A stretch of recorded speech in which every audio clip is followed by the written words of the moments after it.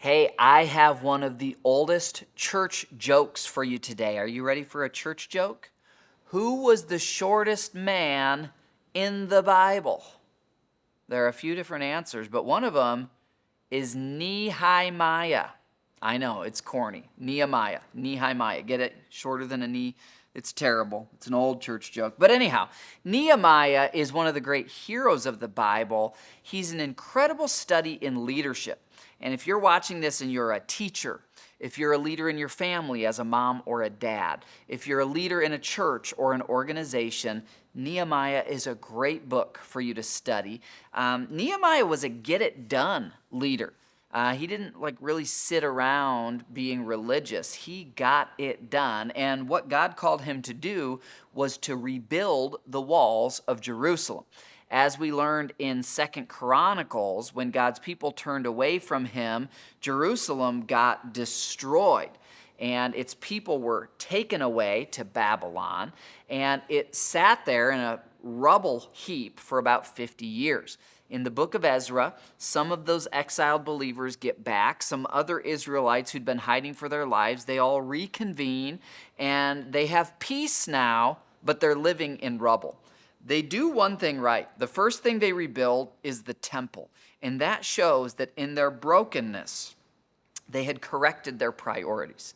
Once they correct their priorities, God is going to work, and he's going to call Nehemiah. And Nehemiah is such a unique calling because Nehemiah was a right-hand person to one of the evil kings at the time, or we'd call them evil, King Artaxerxes. And there's Nehemiah in this very pagan setting. In fact, I love how God today, he uses people in settings that some really Bible-believing Christians wouldn't be comfortable. Maybe at the headquarters of CBS or of Disney or of CNN, or in a classroom at Harvard or Yale or Stanford or in Washington, D.C., these halls of power where many people seem to not care about God or be godless. There are always some faithful people that God has in those places. Nehemiah was one of those people. God's going to speak to Nehemiah, and he's going to say, I'm calling you to go back to Jerusalem, and you now have the leadership skills to teach my people, to lead my people to rebuild the walls.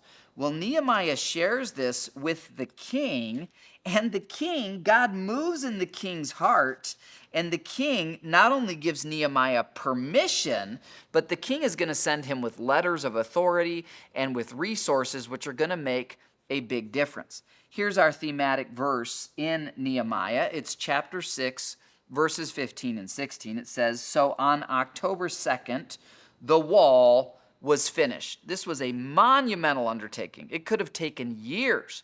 But with Nehemiah's aggressive, God-centered leadership, here's how the verse continues.